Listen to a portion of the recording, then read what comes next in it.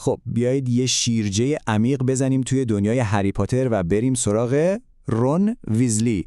وقتی اسمش میاد احتمالاً اولین چیزی که به ذهنتون میاد رفیق صمیمی و شاید یکم دست و پا چلفتی هری پاتره. ولی داستان واقعاً همینه؟ امروز میخوایم با هم ببینیم پشت اون موهای قرمز و کک و مکا چه شخصیت پیچیده قایم شده و چرا رون خیلی خیلی بیشتر از یه همراه ساده برای قهرمان داستان ماست. به کانال یوتیوب بدونیم خوش اومدید. ممنون میشیم برای حمایت از ما همین الان دکمه لایک رو بزنید. دقیقاً این سوال کل بحث امروزمونه. خیلیا مخصوصاً اونایی که فقط فیلم‌ها رو دیدن رون رو با همین برچسب میشناسن، بهترین دوست خنگ. ولی آیا این برچسب واقعاً بهش میچسبه؟ اصلاً انصافیه؟ بیاین با همین تصور رایج رو بشکافیم و ببینیم واقعیت چیه.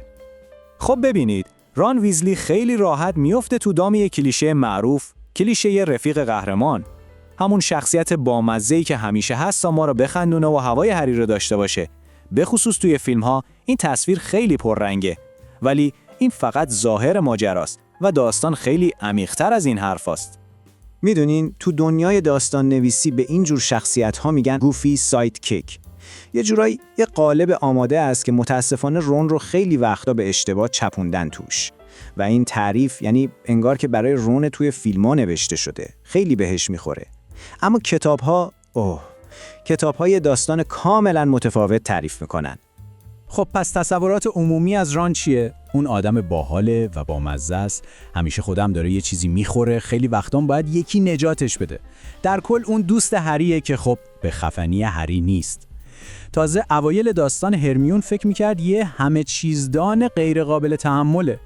و جالبه بدونید که تحلیل‌ها میگن که بیشتر این چیزا توی فیلم‌ها عمدن بزرگنمایی شدن تا فقط یه شخصیت فان و کمدی باشه. خب حالا بیایید از این کلیشه ها فاصله بگیریم. برای اینکه بفهمیم رون واقعاً کی بوده باید بریم سراغ ریشه ها.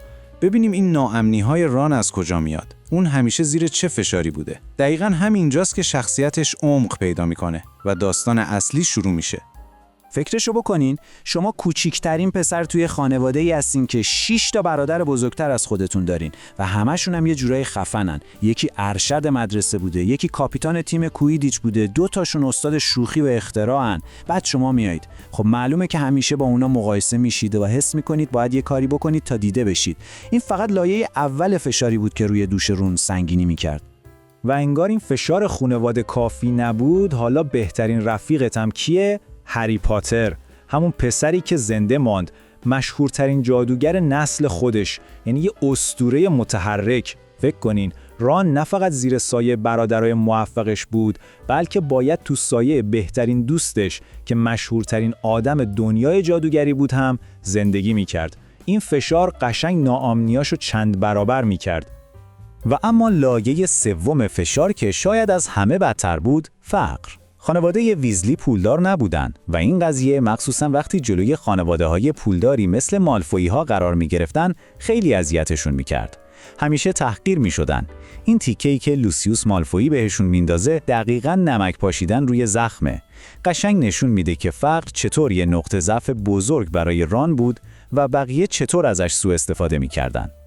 ولی نکته جالب ماجرا اینجاست. این همه فشار رون رو از پا ننداخت. برعکس شخصیتش رو ساخت. همین سختی‌ها بودن که باعث شدن چیزایی مثل وفاداری، مثل فروتنی و یه انگیزه قوی برای ثابت کردن خودش جزو ارزش‌های اصلیش بشن. رون خیلی زود فهمید که ارزش واقعی آدما به پول و شهرتشون نیست، به چیزای دیگه است. خب حالا که فهمیدیم رون با چه چیزایی دست و پنجه نرم می‌کرده، وقتشو بریم سراغ نقاط قوتش. نقاط قوتی که معمولاً زیر سایه هوش سرشار هرمیون و شجاعت افسانه‌ای هری اصلاً دیده نمیشن. ولی باور کنید بدون این ویژگی‌های رون این گروه 3 نفره اصلاً دوام نمی آورد. این جمله رو ببینین، یکی از طرفدارا توی ردیت نوشته و به نظرم بهترین توصیفه. اون چسبیه که این گروه رو کنار هم نگه می‌داره. دقیقاً، رون فقط یه رفیق نبود، اون قلب تپنده گروه بود، اون ستون احساسی گروه بود. بدون رون این اکیپ 3 نفره خیلی زودتر از هم میپاشید، شک نکنید. خب بیاین اینا رو یکی یکی بررسی کنیم. اول هوش هیجانی. برخلاف هرمیون که همه چیز رو منطقی میدید، رون احساسات آدما رو میفهمید. میدونست کی باید جو رو آروم کنه. دوم، راهنمای دنیای جادوگری برای هری بود. هری که از دنیای مشنگ‌ها اومده بود، هیچی نمیدونست. رون بود که بهش یاد میداد چی به چیه. و مهمتر از همه، رون به هری یه خونواده داد، چیزی که هری هیچ وقت نداشت. و در آخر وفاداریش. کی یادش میره که با پای شکسته جلوی سیریوس بلک وایساد تا از هری دفاع کنه. این جمله از کتاب همه چیزو خلاصه میکنه.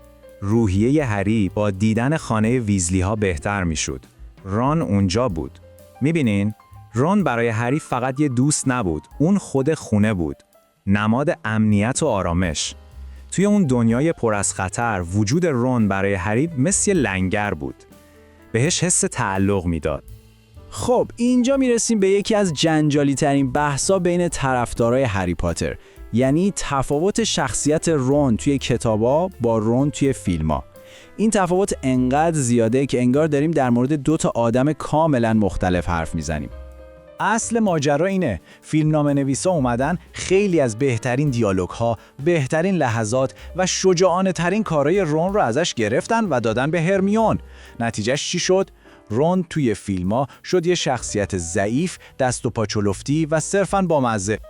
این جدول دیگه قشنگ فرقشون رو نشون میده. رون کتاب یه استراتژیست شجاعه. یادتونه اون بازی شطرنج رو؟ ولی رون فیلم بیشتر برای خنده است. رون کتاب هوش هیجانی داره، آدما رو میفهمه. رون فیلم اغلب بیخیال و بیخبره. رون کتاب یه مهره کلیدیه تو ماجراها، ولی رون فیلم هی باید نجاتش بدن. حتی دانشش از دنیای جادوگری هم تو فیلم‌ها خیلی کمتر از هرمیونه. یه تحلیلگر خیلی خوب این قضیه رو توضیح میده. میگه فیلمسازا اومدن هرمیون رو خیلی باهوشتر و قوی‌تر از چیزی که واقعا توی کتابا بود نشون دادن. چطوری؟ با گرفتن همون ویژگی‌ها از ران. این کار نه تنها به شخصیت ران خیانت کرد، بلکه شخصیت هرمیون را هم زیادی بی‌نقص و غیر واقعی نشون داد.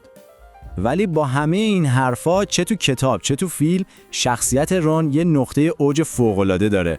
لحظه‌ای که اون چش تو چش با بزرگترین ترس‌ها و ناامنیاش وای میسته و به یه قهرمان واقعی تبدیل میشه. و اون لحظه نابود کردن قاب‌آویز سالازار اسلیترینه.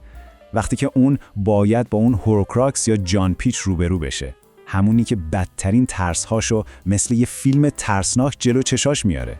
اینکه اون همیشه انتخاب دومه، اینکه هرمیون در واقع هری رو دوست داره، اینکه اون در مقایسه با دوستاش هیچی نیست. این شجاعت یه شبه به وجود نیومد. یه مسیر طولانی بود. از همون سال اول با اون بازی شطرنج هوشمندانش که خودشو فدا کرد، تا سال سوم که تو کلبه جیغ با پای شکسته جلوی یه قاتل فراری وایساد و بالاخره سال هفتم که به اوج خودش رسید. اونجا دیگه جنگ رون فقط با یه تیکه از روح ولدمورت نبود. جنگ با همه شیاطین درون خودش بود. و این بهترین تحلیل از اون صحنه است. اون ضربه شمشیر فقط به قاب‌آویز نخورد. اون ضربه خورد به تمام سالهای حسادت، تمام اون ناامنیا و تمام اون حس کم بودن. ران با نابود کردن اون هورکراکس به خودش و به همه دنیا ثابت کرد که آره، اون به اندازه کافی خوبه، به اندازه کافی شجاعه و خیلی هم با ارزشه. و نتیجه همه این سفر رو کجا می‌بینیم؟ توی بخش پایانی داستان. وقتی می‌بینیم رون دیگه با خودش کاملاً در صلحه. دیگه از این که تو سایه هری باشه ناراحت نیست، خودش رو قبول کرده و اونقدر اعتماد به نفس داره که با شهرتش شوخی میکنه و میگه این من مشهورم. این یعنی شخصیتش به تکامل رسیده. پس تهش چی میشه؟ این که ران ویزلی فقط یه رفیق دست و پا چلفتی نیست. اون یه شخصیت کاملا واقعیه، با کلی نقص ولی در نهایت یه قهرمان.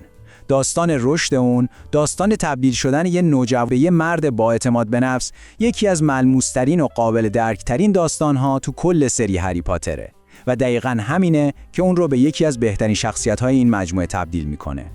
خب حالا نوبت شماست که به ما بگید شما کتاب‌ها رو خوندین یا فقط فیلم‌ها رو دیدین؟ آیا این بررسی نظر شما رو در مورد رون کمی عوض کرد؟ شخصیت مورد علاقه شما تو دنیای هری پاتر کیه؟ حتما برامون تو کامنت‌ها بنویسید. خیلی دوست دارم نظراتتون رو بخونم.